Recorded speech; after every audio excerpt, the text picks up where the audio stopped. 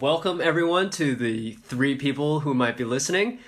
This is the first edition of the WoBistDude Podcast, and what we try to do here is explore some perspectives, insights, and experiences to learn from people and maybe learn a little bit ourselves. Today I'm here with Mischa. I met Mischa through some friends in the program that I'm currently studying in, and he has a really cool, interesting idea. And it's a bit about milk. So I would love for you to introduce yourself, Mischa. Hi, Mike. My name is Mischa, but like my original name is Michael. I was born in Russia, and so the name Mischa somehow stick to me. And I'm now working on my project, which is called Plant-Based Milk, and I have a team of 3 people, so we are really looking forward to create something amazing, which is a milk substitute based on plants, and which has the same taste as cow milk, which has the same properties as cow milk. So it's like you have the same experience, and you don't have to think about it like, which type of milk substitute fits to my muesli or to my coffee or everything. So you have one product like cow milk, and you can use it for everything. And this is what I'm working on now. Should I tell some more about my life in total, or like? Sure. Yeah, I think we'll definitely get into it. Where did you see the need for this product? Back in 2014, I started a self-experiment, like being vegan. And back in the years when I was, I guess, something like 8, my grandparents, they used to have a farm. So I helped them out with caring for the animals. And this is where I first saw like what is happening with the animals before they are getting on our plates. Yeah. And back then I became vegetarian. Mm-hmm. But since I didn't have all the knowledge about what to eat, how to eat, what is the best way to eat, and everything about nutrition as it is, so then I needed to break up with my vegetarian diet because my parents were not happy with that, and I also get some disease and stuff because of not having enough minerals and vitamins in my body. Okay, now I'm coming back to 2014. I started it, and I was really missing milk because milk was from this time at my grandparents' farm. It was something I really enjoyed to drink, and you could have like all the possible varieties, were like cooking, baking, everything. So almost everything what I knew back then was based on milk. Yeah. So I was looking for a good substitute, but I couldn't find any. What I decided was like probably I can find a brand and sell it online, because I also couldn't find nothing online. Then I was like thinking about it, checking out different brands, the taste of the brands, and then I also checked out what is how to ship it. But then I realized the shipping costs were so high. So it wouldn't be very interesting for people to buy a milk substitute online, because you would have to pay a lot of money just for shipment. So I was analyzing what is plant-based milk substitute is based on, and if I probably can do it better. And back then I was reading also a book which is called Head is Fighting the Capital. So it's like about ideas, how good set it up idea can help you start something without any capital, so or with just a small amount of capital. How old were you when you were doing all this? Let me think about it. I guess I was around. I was already 26, but like before that, I started like thinking about becoming self-employed or like starting a company. It was. And how old are you now? I'm 31 now. 31. Okay. Yeah. So you've been thinking about this for about 5-6 years, maybe. Yeah. Okay. Yeah, like there were. It was like not just like one day decision. It was a process of many years to get there where I am now, and or even to the point where I was 2014 when I just started thinking about what is possible, and and then I was reading this book, and it was very fascinating because they were describing like an online shop for juice. So they sold juices online, but it was not like ready to drink juice. It was a concentrate. So normally, how you are producing juices, so to not transport too much water, you are creating concentrate, and then the concentrate you are transporting to the country or to the region where it should be sold, and then you're filling it with water, adding some aroma which was lost while creating the concentrate, and then you're selling it like juice. So like for example in Germany, 95% of all the juices sold are made out of concentrate. And then I was okay, probably it's also a very nice idea because the majority of milk substitutes are made of like, some of them are only 2% of solid base. It's like rice, almond, whatever. And powders too, right? Yes, sometimes they also include powders, but if you're using powders, the production process is going to be way too expensive. So they are just trying to create the base, which is called base, and then they're filling it up with water, mixing it so it becomes stable. Okay. And then they're filling it up in bottles. So I was thinking like probably it's also a very nice idea to just sell the concentrate so people can mix it at home. Yeah. So I was thinking I can create it on my own, because I have bachelor's degrees in environmental engineering, which is also related to physics, chemistry, and production way of like how to create machines to do like chemical processing and stuff. So, and then I started, but soon I realized, okay, so my knowledge is not enough. I need some partners. Yeah, now I'm a little bit jumping because it was not like this. There are many steps in between. Yeah, but then like at some point it was already 2016. I was thinking, okay, I need someone to help me out, and I found I wrote to like, I don't know, probably 15 different universities and also companies who could help me with developing food, fluid food. And yeah, there were some companies, but I was not really happy with their terms and conditions. So I was looking for some universities, and happily or luckily, one of the professors came back to me and was fascinated by the idea. So we organized a meeting, and so this is how it started. And now you're a happy guy. Yeah, it's. Now I'm happy because now I have a team, and we just got government findings. So we gonna start in January to finish the product, but like now it's not the same product anymore. Now it's a little bit different. It's not just a normal milk substitute, which was planned before, just like, creating the base and packing it and selling it through online shop. Now it's like ready to drink milk substitute, which is like cow milk.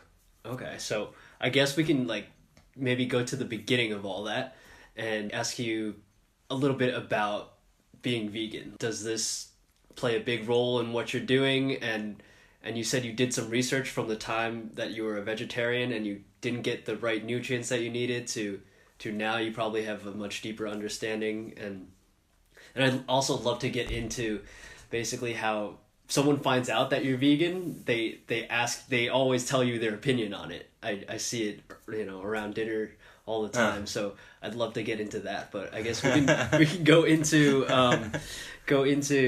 your experience and I guess how you taught yourself to get these nutrients. Yeah. For me it was like as I already said, when I was a kid, I got like very big problems with being vegetarian. So then I stopped being vegetarian, and when I was around 23, I would say, 23, 24. I saw this one guy, like not only this one guy, my sister became vegetarian, my friends were becoming vegan, some of them, so they were already influencing me. And also my studies, because we also talked about how much destroyment is the whole meat industry is bringing to the earth. So it's like how much land they need, about transportation, how crazy the ways are, like what is happening with meat and everything. So that's why I already started thinking about it. But the breaking point was I saw a video of it was a 4-year years old guy. I don't know, from Spain or from Latin America, and he was like just talking about like why do we kill all the animals and everything, and that was the moment where I got the feelings from my childhood, and then I was like, okay, he's right, and I totally agree with him, and all the experiences I already had were leading me like to this statement that I want to stop eating meat. So I decided to create a process. It was 3 months. So I back then I was eating meat 3 times per day. So this is like an experiment on your own body. Yeah, it was just an experiment. I was not sure if I can keep doing it or not. So, but this time I took my time to understand everything. Like what should I eat? How like, and how much should I eat of everything? So just to understand, is there a formula, like, you know, the perfect formula how to eat sustainable, but at the same time doing something good to your body. Okay. Yeah, and so that's where I decided to cut, like, slowly, step by step, like the first 2 weeks, eating meat not 3 times per day, only like 2 times per day, and it was the hardest step for me because, you know, at this point I realized that, I don't know. So sorry for using. Yeah, no, curse all you want. What to eat, because I was so stick to the, you know, traditional food, and everything was based on meat, like, you know, sausages in the morning on top of bread, then lunch something like cooked with meat. Is this the diet in Germany or Russia? Both, okay. Yeah, and like back then my diet was somehow like a mixture of German and Russian food, and also some own ideas what I put to the like plates, but it was still based on meat. Yeah. So then I started doing it, and at the same time I was like, you know, like checking out, okay, which possibilities are there, what should I cook, how can I cook it. So I also started participating into some like events for vegetarian and vegans where they were like sharing their ideas. Then we were also meeting like once per week or something to cook together. So I started like getting an idea of how to cook vegan and vegetarian. So then at some point I was only eating meat once per day, and then I started like next step was 3 times per day till I could cut it like to 0, and then like the next step of experiment started, where I was like more and more getting deeper into everything, because as I said before, I didn't want to get back to this like, you know, lake of vitamins and minerals. So I was informing myself more and more, and then I realized what we are eating are actually making our body. So it's like for example, for cars, if you can buy normal fuel, or you can buy like more expensive fuel, which is like better for your engine. So and many people are going for the more expensive one because they want to do something good for their cars. And the same is with our body. So when we are eating something, it's at some point it's becoming our body. So because the body is using the nutrition from the food to exchange parts of of cells, and in the end, like every 7 years, the body is there is nothing within our body what was there 7 years ago. So it's like every 7 years we are like a totally new body, and we are like a part of the cycle. And yeah. Definitely. Okay, I want to, before I get into the maybe political side of it, I wanted to ask, is this like the first time you kind of experimented on your body? And I guess you said you were an engineer. Did you experiment on things on yourself before learning this process through engineering, or was this like as a result of your studies?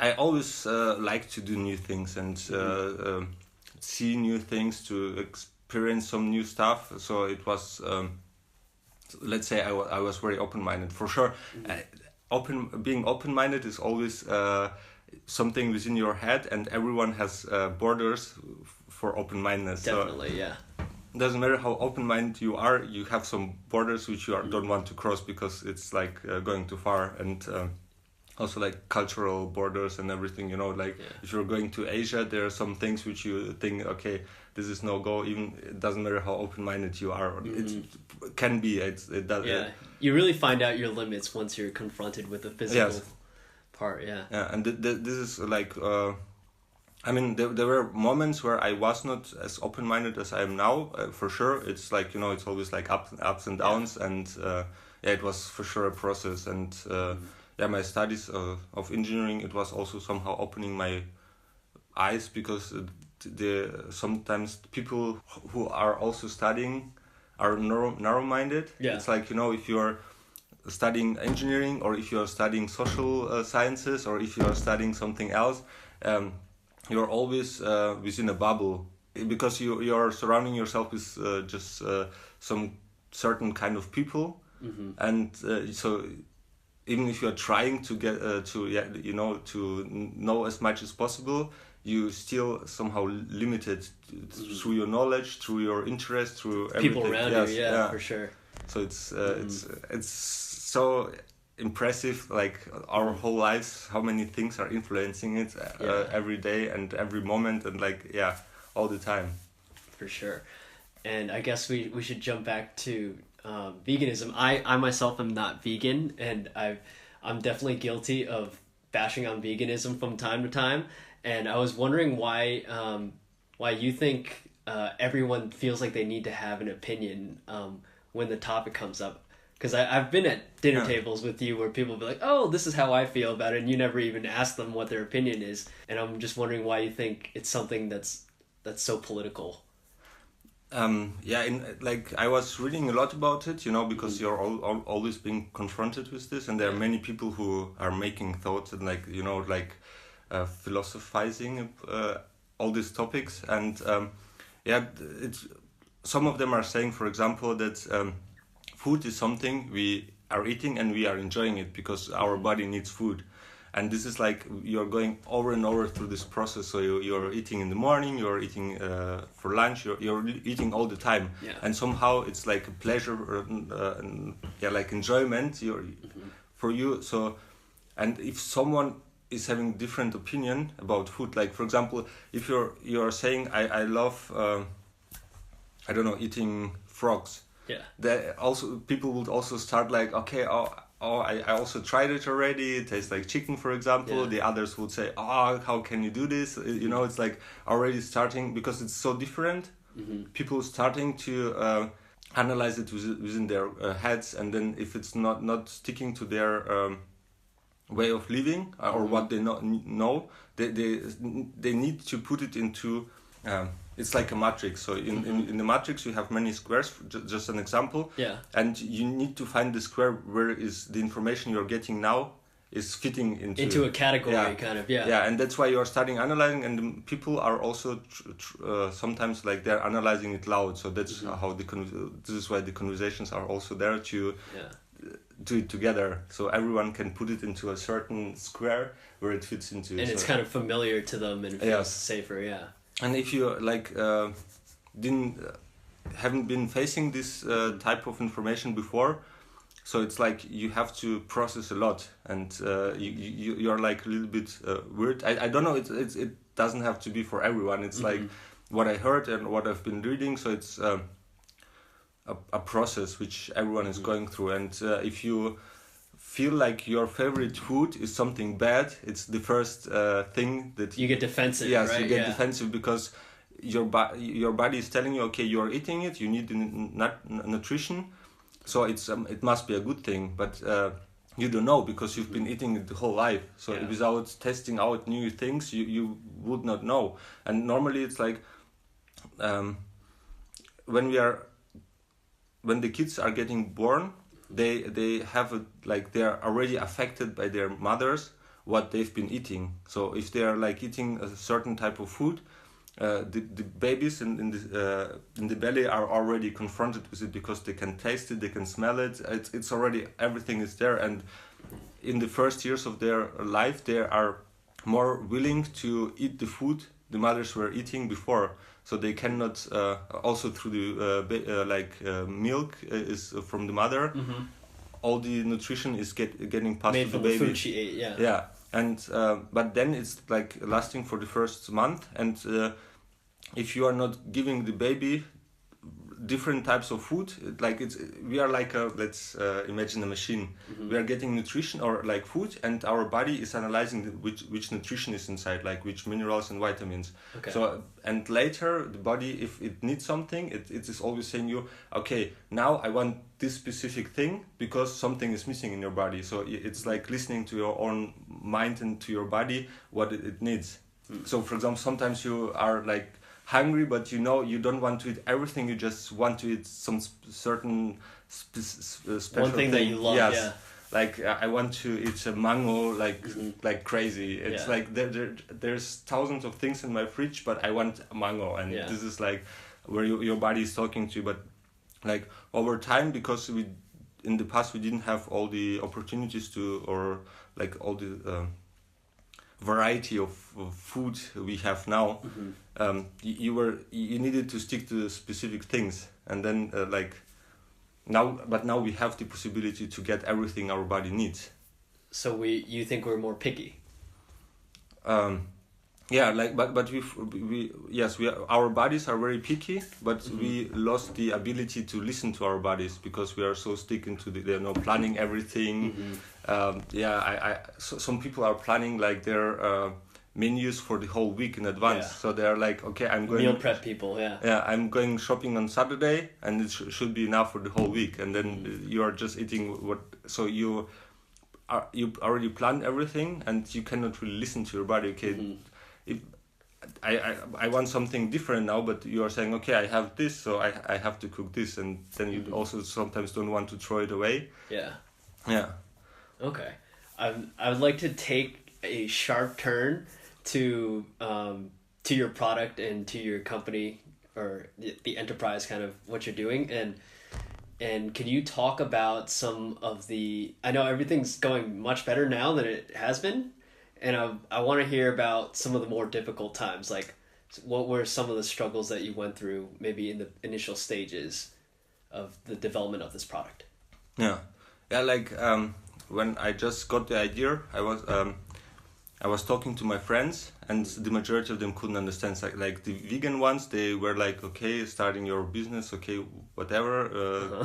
Some of them were like against the capitalism, it's like all the entrepreneurs are bad guys and stuff.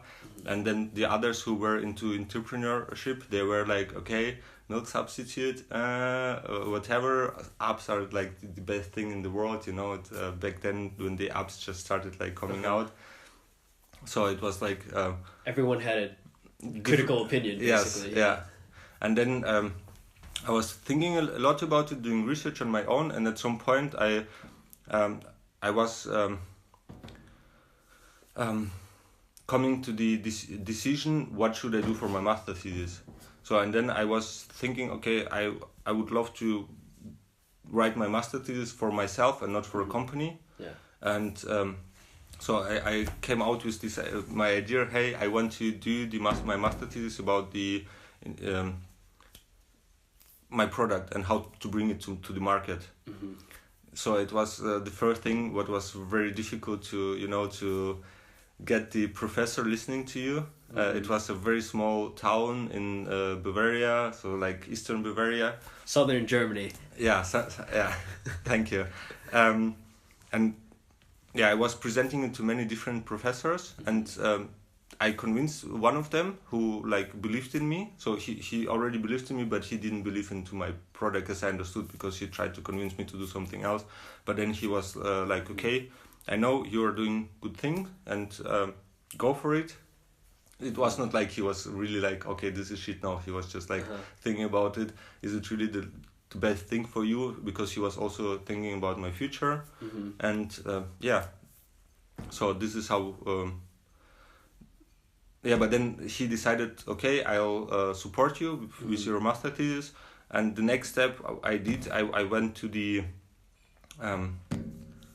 startup weekend. Startup in Munich, yes? No, it was in Regensburg. So startup weekend, do you know what it is? No. Or should I explain it a little bit? So Sure. Startup weekend is where like a bunch of people are coming together, and some of them have ideas, but in very early stage, and some of them, they don't have ideas, but they want to try it out, how it feels to be an entrepreneur, to start working on your own idea, to generate value, for society and everything. And there are also mentors there, so who are supporting the people with generating the to process the idea, to get it to a certain stage where you, after the weekend, is it something which is sustainable, and you can start business with it and to be and survive. So the people with ideas, they're pitching their ideas, and the others who don't have any ideas, they can decide with whom they want to work. Okay, and so you presented during this weekend? Yeah, on Friday evening you're presenting your idea, and then you're building up the team, and the Saturday, Sunday you are working on the idea, you're developing everything, and then ideally is on Sunday you are pitching everything about the market size, your target group, about everything. So and you're getting support from also mentors, and and so we I got 6 supporters, and also a few mentors were believing in my idea from the beginning. So it was very great start. So we didn't get any place because we did we our presentation was not perfect because we forgot to include 2 very important information, so we messed the what were those 2 points? One of them, it was about the target group. We explained it, but we were not very specific there. But we had the numbers. The point is, we had the numbers, but because it was so stressful, we didn't put it into the presentation, and we didn't mention it. And the other one, I don't know, but I know it was 2 points. And so that's why we missed the being one of the winners of the event. But still, we already got all the supporters, and I guess that's what matters in the end, right? Yeah. Okay. Yeah, and then we started doing it, and from the team of those 6 guys, step by step, all of them came back to their normal life. So and then it was only me again. So I continued working on it, and then it came to the writing all the universities and development companies who can develop my product. Yeah, and then I got the professor who was supporting me, and it led to where you are now, or no, it was still it was back in 2016. Okay. So now it's already the end of 2018. Yeah. So then I needed to find someone who would develop the product with me, because the professor professors, they don't have time normally to there's too much going on. They have to teach students. They have so many things and responsibilities, so they don't have time. So he offered me to support me, but I would have to find a student who would help me to develop the product. So then it's going through all the processes. You need to find a person to hire it, and you are thinking about, okay, some students are getting money for their work, some not. So how to do all this stuff, and then on the other side, you also want to keep your idea, because intellectual property and everything. You got to trust them as well. Yeah. So did you put out an advertisement or a hiring? What was your hiring process like? Yeah, so first what I did, I went to companies' homepage which are producing food, and I checked out what are they looking for, new employees, and so I just copy and paste from some of them the hiring how pages, descriptions, descriptions, and then I changed some parts of it. So I put it out, and there were people calling me. Some of them were amazing, and some of them were not perfectly fitting for my project. So then I got to work with a girl, but at some point she just stopped contacting me. So it was the first time where I was feeling very shitty, because somehow you're relying on this person. Because did you hire her at this point? Not at this point. So we were so we are already starting negotiations, and at some point when it was 1 week before signing the contract, she just stopped contacting me. And I never I still don't know why she did it. So in the end, it's Could be a million reasons. Yeah. So I needed to go back to the beginning and do it again. But the professor told me, okay, this time I'll support you. So I provide him the description of the job, and he sent it to all the students of the university. And then I again got some applications, and one of them was amazing. So it was fitting from the beginning. So the guy was amazing, and he did a great job. So he did something what is impossible, because I didn't realize when I was doing the description what he should develop, and I put so many things into it, and the professor was, yeah, it's too much, and I was like, no, it's not. Look at this. But I didn't have the understanding of the whole process going on, like with the development of a product, like food product.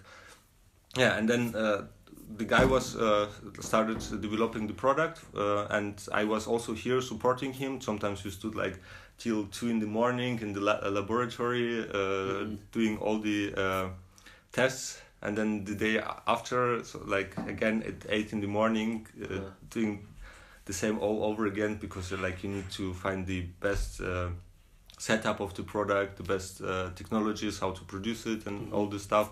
So in the end, we did a great job, but people. Sorry to interrupt. What was his like assigned role? I guess, was there a title for him, or like his task? Product development. Okay. Yeah. So his task was to develop the product, and so we worked a lot. But I was not here all the time, because I was working back then, so I was paying him money to develop the product, and he was developing the product, and always when I had time, I could come back to. I came here to Freising, and I was supporting him doing it. But because he was also doing all the job alone, he messed up some stuff. So no one liked him in the end. So he was taking all the confrontations on him, because it was a very tough timeline. Because both of us didn't know like what is it gonna be to develop a product. We just started. He had the knowledge, but not the specific knowledge to develop this type of product. And in the end, it turned out it was his bachelor thesis that he all the other bachelor student like who wrote their thesis, they were only writing thesis about like one process step of all these process steps, and he needed to do the entire thing. Yeah. So this was a tough task for a bachelor student. Yeah. He did amazing job. It was like in the end we had everything, and it was amazing. So we continued working, and then we wanted to apply for the like this a grant from the for the government. But back then both of us didn't know like what is it about, how to do it, what is necessary. And one of the most important things was to be innovative. So your technology has to be innovative. So we started going to all the consultancies who are like somehow working with the government, and no one could tell us what is innovative with food products. So we because otherwise they would have done it, right? Because no one we were like one of the first startups going for this grant from the food industry. So all the others were like somehow related to technology.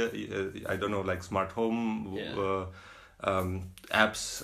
I don't know, like automotive industry. And is there a criteria that was like written in the grant, like we want the product or service to have A, B, C? Yes, but the point with the innovative product, it was not really, like it was just saying, it has to be an innovative product. Okay. So, and then we went to patent lawyers, and they also didn't know like what is how like to put the innovation, and if it's the right innovation for the grant. So it was like a very long process to understand what is it the innovation which we can get money for, or is it not? There is nothing like this on the market. It was like a lot of work, so we needed to find the right way, and no one could help us because we were like one of the first startups from the food industry, so it was not easy. And then the first time we realized, it was in the end of 2017, what is like the innovation within our product. I mean, even if you know that this is new, with food it's a little bit different, because to get a patent on a food product is very new for the lawyers, for everyone. It was hard to put into words exactly what was going on. Yeah. But did you feel like you kind of knew, or you figured it out as you went, what exactly you did? I mean, I knew it from the beginning, but I didn't know how to put it into the words for the application for the grant. Yeah. And then we needed we were meeting many different lawyers, many different consultancies, and it was in the end step by step. In the end, we found out what to write, how to write, but with help of all the others. So it was always, you're getting a lot of information, then you're picking a little bit from there, a little bit from there, and in the end you're having your own line of information which is making sense, Okay, yeah, so you kind of figured it out along the process. Yeah. I wanted to ask, since in the beginning and maybe middle steps to where you are now, there's lots of criticism, right? People will say this won't work, but has there ever been a moment where you actually listened to the criticism and maybe it helped you improve something along the way? I mean, like, related to product, it was I was a little bit sticking to Henry Ford, who was saying, like, my customers can get any color, their car can get any color they want as long as it's black. Uh-huh. Yeah, and that's great. If you are doing like tasting with the blind tasting, so people don't know what is in front of them and the product, and when people are saying that they want something which tastes like this, it doesn't mean that they really want to have it, because it could be based on the situation. They are hungry, and sweet products are always going better, but in the end people are not buying it because it's too much sugar or too much calories and all this stuff. So you have to, this was the where you need to go into the I was reading some scientific works about psychology of the humans, and also about the history about milk as it is. There were many things, and so there it was better to stick to the idea and to the knowledge we have, because in the end now the product we have, everyone is saying it's amazing, who already tried the prototype.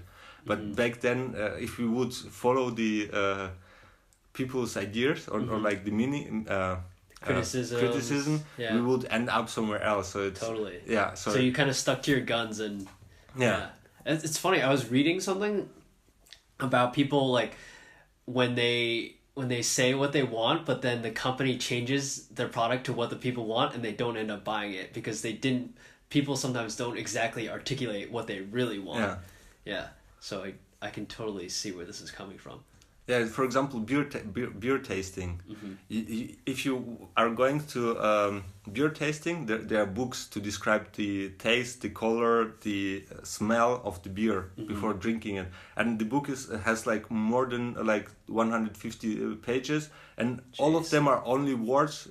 This it's in German. I don't know if it's going to be the same in English or any other language. There are thousands of words describing some specific That's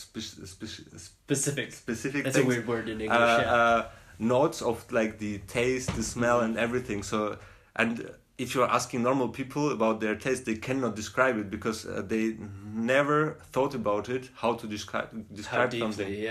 Because sometimes people and then they're telling you, okay, it's too sweet, but it's not too sweet. Probably it has other properties which are making them feel uncomfortable drinking something, but in the end they are saying, oh, it's too sweet, but then it's because they don't know better how to describe it. It's a very complex thing, and there are also studies about people who, or the humanity, that we now think that we know a lot because we can always get back to the Wikipedia and Google for stuff, but in the end we don't know as much as we think we know. And so people are feeling comfortable to criticize something, but in the end they don't know it really. They're just saying it because they think they know. So, and this is for example with tasting. So now that we're talking about description, would you say that your description of the product now has changed from your description of this product a year ago? Not year ago, but like 2 years ago, as I said, I was going for the like for the base product, so which you are mixing at home with your with water to get like ready to drink product, and not buying ready to drink product. So this is, for example, one of the things where we listened to the mentors and the other supporters we have, where they were like, okay, look, there is another company on the market who are doing the same, so are you sure that you are gonna, like, because this niche is very, very small for people who are so eco-friendly that they would buy not ready to drink product and mix it at home, because, you know, it's like normally you're going to the fridge, getting out your milk, putting into a glass or into your muesli, and that's it. We love convenience, yeah. Yes, and for this specific products where people are very, very like into sustainability for the environment, who don't want to generate too much packaging, too much you know, like transportation this costs. Is your target group, yeah? Yeah, it was my target group, but this target group is so small. So, and they're like after 1 year after I started my like working on my idea, they are it's another company which came to market, and they are doing the same. So they already like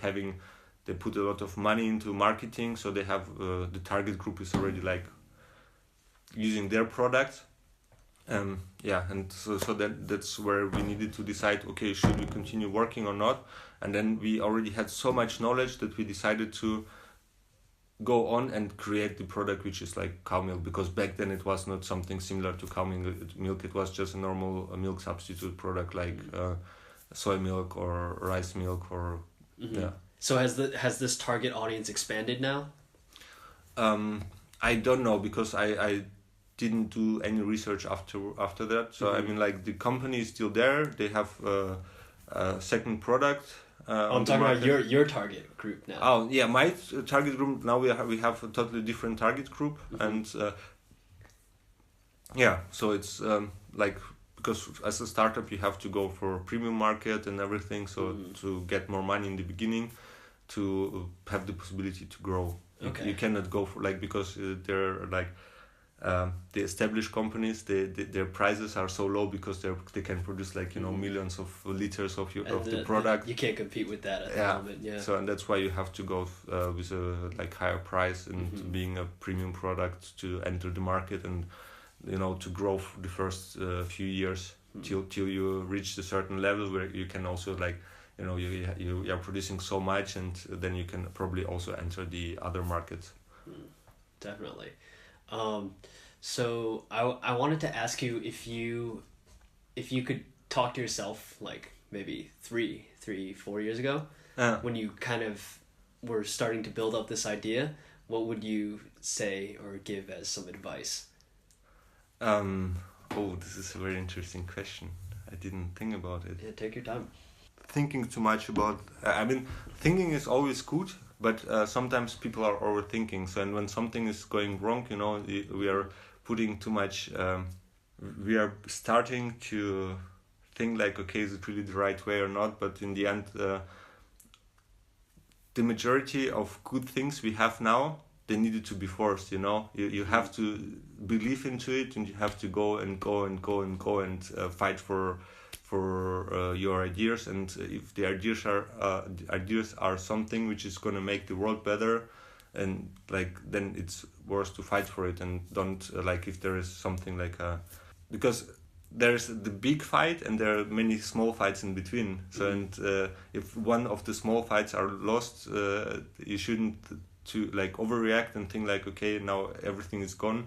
It's just a small fight. So in the end, you have to focus on the biggest thing. Big picture. And then if you lost one fight, probably it was not the right way to go. Probably you have to do 2 steps to the left and then continue going forward. So it's. Did you feel like you stressed out about like little tiny things along the way in the beginning? Yeah.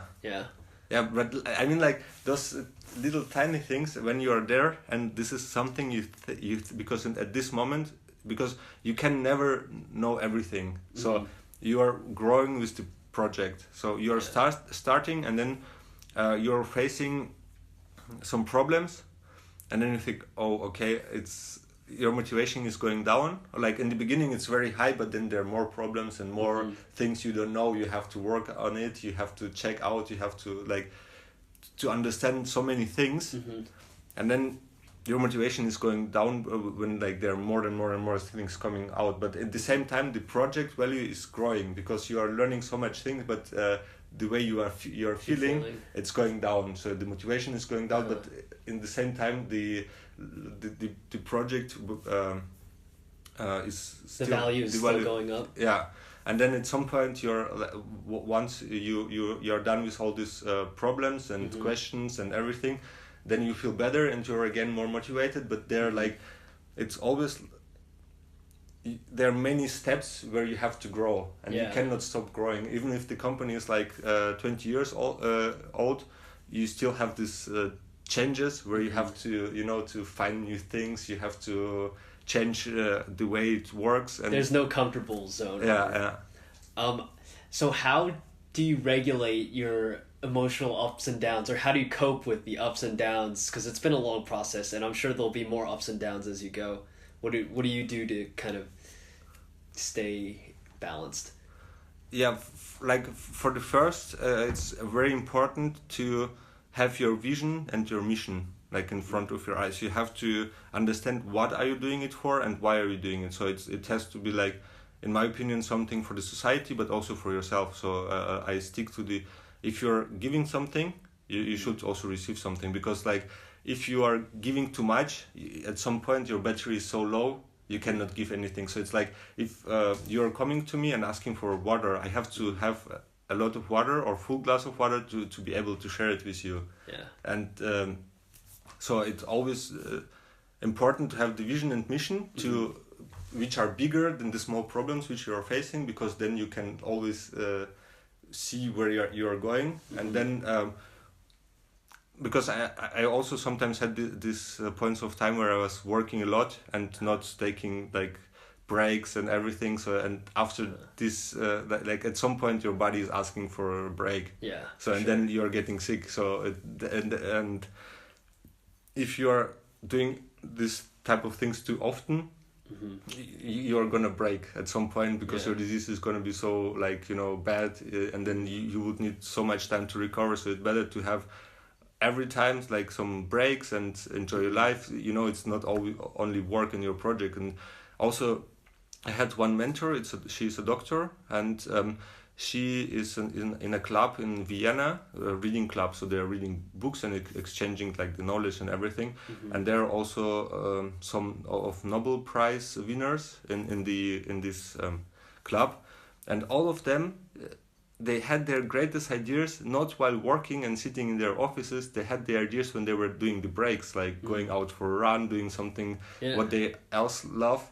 And this is what is very important, to make breaks in between and do something new, because then you're like letting go your idea and everything for a bit. I mean, it's like you're not stopping working on it, but then your brain is relaxing, everything relaxing, you're focusing on something else, and then new connections are forming. Yes, forming neural pathways for sure. And that's where the ideas are coming. Probably you were working on a question for like 5 months and you couldn't find any answer, and then you're just going out for, I don't know, for a walk or hike, and then you're just like, wow, this is it. Because your mind is still working on it sometimes. For sure. And this is like what is, in my opinion, very important, to do also stuff for your body, to do some sports, but also to just chill sometimes. So that's how you kind of stay even grounded kind of. That's awesome. May I say something else to it? Of course. There is a book from a German author. His name is Bodo Schäfer. Okay. And I don't know if this book is available in German, in English or other languages. And this guy is also not like, there's a lot of critics about him, that he's not like a good guy and everything. But I really liked his book. So I don't know about him, if he's a good guy or not a good guy, but I like his book. And this book is called The Way to the Financial Freedom. So, and there he's describing not only the financial topics. He is also, the book is starting with yourself, like what is important to become freedom within yourself. Because it's very important, because if you're somehow sick mentally or something, it doesn't have to be like a bad disease or something, because sometimes you're just like you're very melancholic, and or you are like you're letting your feelings leading your actions and stuff. So, and he is starting like from the beginning, what is important, how to see the world, that we cannot affect everything what is happening to us, but we can affect the way we are acting or reacting to the things happening to us. For sure. And he is also explaining a lot of things like our life is based on 5 roots. One of them is work, one of them is family, friends, hobbies, and other things. So, and if you are only focusing, for example, on work, so you have the tree is being holded on one root. So, and once something wrong is happening and it's going bad, so the tree is just falling, because there are no other roots holding the tree. And this is how he's explaining, like, if you are not focusing on your health, on your friends, on your family, because you need all of this. You need to be a complete person. Yeah, to be a complete person, because if you're not incomplete, you can just fall very quickly. So getting mental sicknesses or health sicknesses. So it's very important to be a complete person and work on it all the time. You cannot just like work on yourself, like your health, for 1 year and then stop working on it for the rest of your life. It's like an ongoing process, and like focusing on your project, you should also focus on your life and in total, because you for example, the majority of people, they have their notebooks where they are always putting like meetings or appointments for work. Like me over here. Yeah. Yeah, it's looking good. Like I like the way it looks, your book. Oh yeah, I stole this from work, but continue. Yeah, because we are always putting the appointments from work, but appointments like, for example, we also need time for ourselves, like where we are just spending it with things we want to do, we really want to do. And those things, like if it's getting too stressful at work, we are just skipping those things, but those things are also very important to be able to like work 100% or to give 100% of your power at work. You need to restore your battery. So, and we are skipping all the things because they are not written down into our schedules. So you have to write all the things which you love into your schedule and make them equivalent to your business meetings or your business schedules or your like. So you would advocate, like, if I were to write down, do my work, work out, watch Netflix, and sleep, all in the same priority. Yeah. Like for sure, even within those like priorities, like health, friends, family, work, within the topics, you for sure can like decide which priority something has, but still you shouldn't always skip your health care appointments or stuff. Yeah, I got it. Yeah. Yeah, this is like what. I guess it's very important for everyone, not only for people who are trying to reach something with their projects. It's like I think balance is super important. Yeah. Now that we've hit this deep topic, I want to go into something a little less deep, and we'll do some quick questions. Kind of wanted to ask you, how do you start the first hour and a half of your day? This was stolen from the Tim Ferriss podcast, by the way.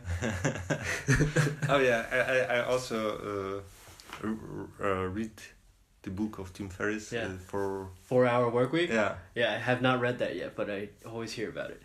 Yeah, no, it's very interesting. So he is putting many interesting ideas popping up in like your head, or like just how to do something different. And he's really captivating how he tries to dissect little habits from people who do well at anything. Yeah, I mean, like it's very interesting. He's like getting all the topics and putting them to like to small pieces. Like first he's explaining the theory, probably not as deep, but you can understand, and then he is also giving you the ideas and the application too. Yeah, so this is amazing. So my first 1.5 hours. I'm first I'm stretching a bit. I mean, not that long. It's probably like 30 seconds. Okay. But yeah, just to realize it's the beginning of my day. Sometimes I'm skipping the alarm, not skipping the alarm, but hitting snooze, right? Yeah, snooze. 15 minutes. For me it's 5 to 7 minutes. Okay. Because longer. If your snooze is longer than I guess 9 minutes, you can fall back into the deep sleep. So it's gonna become harder for you to wake I've done up. That. Yeah. I do that quite often. Yeah, and this is like it's better to have snooze and like lower than 10 minutes. Okay. Yeah. So once I'm out of the bed, so I love to take my time eating muesli. So it always depends on if I'm do shower in the morning or not, because like if I'm going for climbing or doing sports in the evening, so I do not shower in the morning because I already showered in the evening, and makes sense. Yeah, and then I eat a huge bowl of muesli, and this is taking me like 45 minutes to 1 hour. But then this time I'm depends if my girlfriend is there, so I'm talking to her. Or if I'm alone, I'm doing like research. I'm just checking what is going on. I'm not watching news or something. I have you can use your Facebook or your Instagram, very productively. So I have many friends on Facebook I don't know. I know but not very well. And if I don't like what they're posting, I just mute them. Yeah. And so that's how I generated something what is showing me the things I'm interested in. So from entrepreneurship stuff, psychology, all this stuff. And then there are some articles I'm just watching or not watching, reading. And now more and more videos are coming up, and they're very short, but they are providing you some new insights of something. So you can just check it out, and if you're more interested in it, so reading more. So I like to spend the beginning of my day getting new informations. Okay. Yeah. Next quick fire question. Do you remember, this was also stolen from Tim Ferriss, this will be the last one, I promise. Do you remember the first time you got in trouble? I mean, they you mean as a kid? Yeah.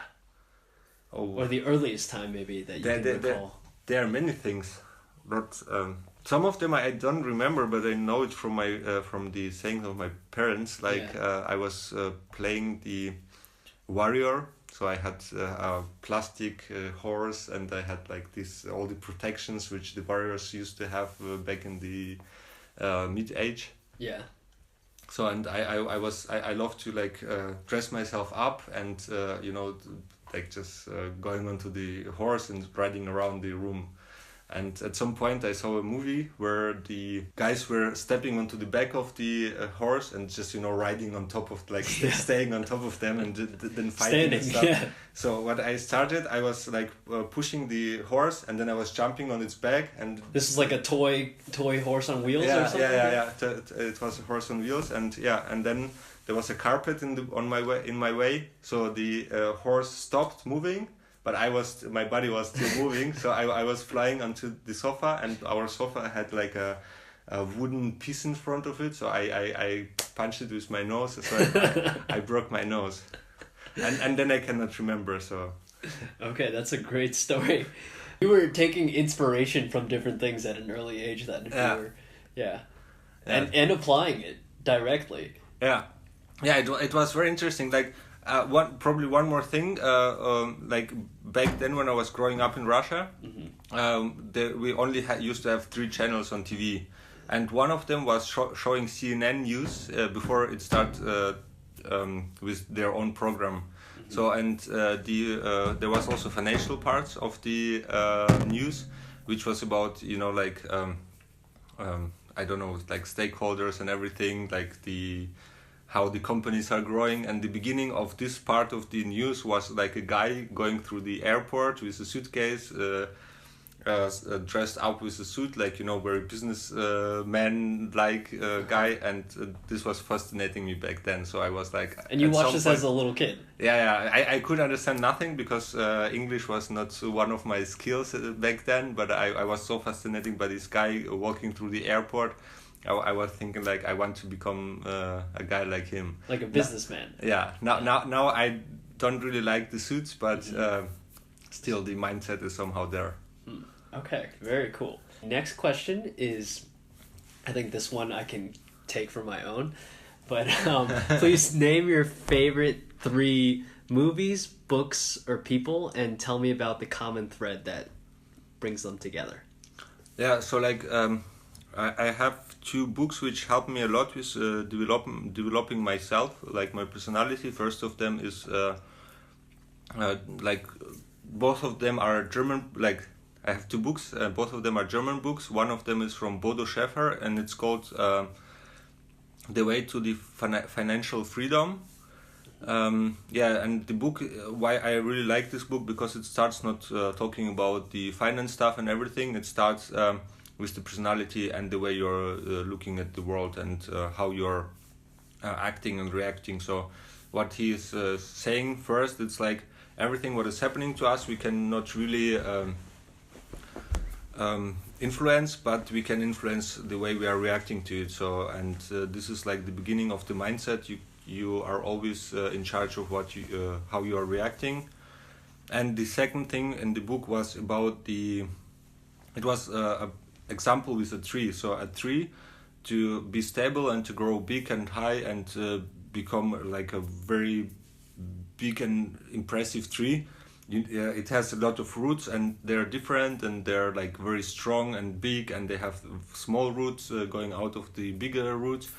So, and there he was explaining, if you are only focusing, for example, on your work or your project, or so you have only one big root, and which is holding the tree. So the tree, as soon as the root is somehow breaking or something is going wrong, you would feel very bad. So that's why you should build up your life on, in his opinion, 5 roots, which should be very big and almost equal. It's job, family, hobbies, friends, and your health. So, and for him it was like all of them are equal. So if one of the roots are breaking or something is going wrong there, you are still having 4 others which are helping your tree to stay big and stable and impressive. Mm-hmm. The second book, which is also was very important for me, it is from Günther Faltin. It's also a German guy. His book is called Head is Beating the Capital. So it's about how to use your mindset to analyze the existing industries and to find new ways to improve them, to make better products without that much capital. So in his opinion, you don't have like 1 million of fundings. You can find something and start it and become even more successful than established companies. So, and there he is explaining everything about it, which is also, like, I would say, a great addition to the first book. And the third one is, it's going to be a movie which I recently saw in the cinema, which is called Bohemian Rhapsody. It's about awesome movie, by the way. Check it out. Yeah, it's about the band Queen and the Freddie Mercury. Yeah, there it's about like this guy whose father was not happy with him doing what he was doing, and his father had another idea for him, but he was sticking to his vision, and he fought for it, and then he found some guys to become his band, and in the end they achieved something not many of us can tell that we achieve it. I mean, like, it always depends what you are reaching for, and sometimes also a guy who is taking care of old people is a successful guy because he's also doing a great job. And I guess like this example is showing, as long as you are believing in something and you are really want it, and you are not just sticking to a job which you don't like and stuff, and really going for something you love, you can achieve great things and provide a lot of value for the whole society, and not only for yourself enjoying doing stuff. So it's like win-win-win situation for everyone, and this is why I like this movie. Yeah, and throughout these 3 things I see themes of like finding out what the value is for you, and then just sticking to your guns and continually going for it, no matter how stormy things get. So Yeah. I also see that in you, so that's pretty awesome. Thank you. I just can say it's the same for me. On that note, I think we can wrap things up, and we can definitely say Mischa's got milk once again. Mischa, do you have anything to say where people can find out more about your organization and what the future holds? Yeah, so by now we don't have any homepage or social media accounts, but since we got the government grant, so next year we are gonna roll out our homepage, our social media accounts, and hopefully by the middle of the next year, the product is gonna be available in like some small markets in Germany. And so it's going to be the beginning. If you have any further question, just ask Mike for my contact data, and I'll be happy to hear from you. Yeah, thank you, Mischa. For the listeners, if you stuck around this long, thank you very much. And you can catch more podcasts coming up in the near future. Ciao. Ciao. All right, coolio.